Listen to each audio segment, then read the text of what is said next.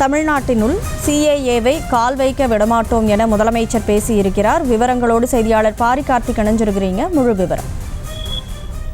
வணக்கம். சிஏஏவை தமிழ்நாட்டுக்குள் விடமாட்டோம் என்று தற்போது தமிழ்நாடு முதலமைச்சர் அவர்கள் தெரிவித்திருக்கிறார்.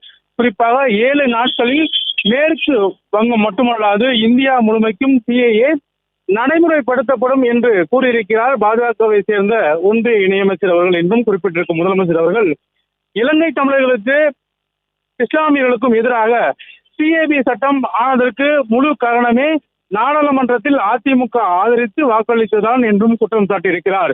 மேலும் அப்போது எதிர்க்கட்சியாக இருந்தாலும் தோழர் இயக்கங்களுடன் இணைந்து மிகப்பெரிய அளவில் போராட்டங்களை நடத்தியதுடன் 2 கோடி பேரிடம் கையெழுத்து பெற்று அதனை குடியரசுத் தலைவருக்கு அனுப்பி வைத்ததையும் நினைவு கூறியிருக்கிறார்.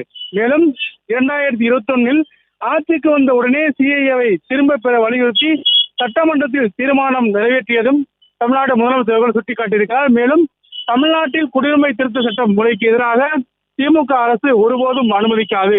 தமிழ்நாட்டில் குடியுரிமை திருத்த சட்டம் நடைமுறைப்படுத்துவதை திமுக அரசு ஒருபோதும் அனுமதிக்காது என்று குறிப்பிடும் முதலமைச்சர்கள் மத நல்லிணத்துக்கு எதிரான பாஜக அரசின் நாசகார செயல்களையும் அதே போல அதற்கு துணை போகும் அதிமுகவின் நயவஞ்சக நாடகங்களை நாட்டு மக்கள் பார்த்து கொண்டு இருக்கிறார்கள் என்றும் கூறியிருக்கிறார். மேலும் உறுதியாக சொல்கிறேன், சிஏஏ தமிழ்நாட்டில் கால் வைக்க விடமாட்டோம் என்றும் தற்போது தமிழ்நாடு முதலமைச்சர் அவர்கள் உறுதிபட தெரிவித்திருக்கிறார்கள்.